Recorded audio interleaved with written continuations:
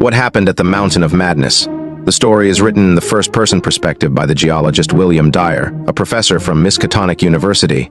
He writes to disclose hitherto unknown and closely kept secrets in the hope that he can deter a planned and much-publicized scientific expedition to Antarctica. On a previous expedition there, a party of scholars from Miskatonic University, led by Dyer, discovered fantastic and horrific ruins and a dangerous secret beyond a range of mountains taller than the Himalaya. The group that discovered and crossed the mountains found the remains of 14 ancient life forms, completely unknown to science and unidentifiable as either plants or animals, after discovering an underground cave while boring for ice cores. 6 of the specimens seem to be badly damaged, the others uncannily pristine. Their highly evolved features are problematic. Their stratum location puts them at a point on the geologic timescale much too early for such features to have naturally evolved yet. Because of their resemblance to creatures of myth mentioned in the Necronomicon, they are dubbed the Elder Ones.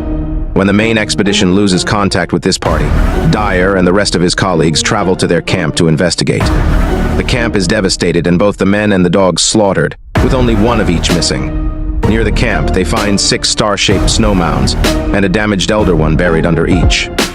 They discover that the better-preserved life forms have vanished and that some form of experiment has been done, though they are only able to speculate on the subject and the possibility that it is the missing man and dog. Dyer decides to close off the area from which they took their samples. Dyer and a student named Danforth fly an airplane over the mountains, which they soon realize are the outer wall of a huge, abandoned stone city of cubes and cones, utterly alien to any human architecture. By exploring these fantastic structures, the men are able to learn the history of the Elder Things, or Old Ones. By interpreting their magnificent hieroglyphic murals, the Old Ones first came to Earth shortly after the moon was pulled loose from the planet and were the creators of all Earth life. They built their cities with the help of Shoggoths, organisms created to perform any task, assume any form, and reflect any thought. As more buildings are explored, a fantastic vista opens of the history of races beyond the scope of man's understanding, including the Old Ones' conflicts with the Cthulhu and the Migo who arrived on Earth sometime after the Old Ones themselves. Uncannily, the images also reflect a degradation in the order of this civilization, as the Shoggoths gain independence. As more resources are applied to maintaining order, the etchings become haphazard and primitive. The murals also allude to some unnamed evil in an even larger mountain range just past their city, which even they fear greatly. Eventually, as Antarctica became uninhabitable even for the Old Ones, they migrated into a large subterranean ocean.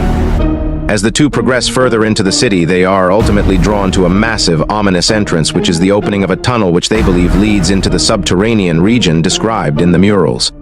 Compulsively, they are drawn in, finding further horrors, evidence of dead Old Ones caught in a brutal struggle and blind, 6-foot-tall penguins wandering around placidly. They are confronted with an immense, ululating horror which they identify as a Shoggoth. They escape with their lives using luck and diversion. On the plain high above the plateau, Danforth looks back and sees something that causes him to lose his sanity. He refuses to tell anyone, even Dyer, what he saw, though it is implied that it has something to do with what lies beyond the larger mountain range that even the Old Ones feared.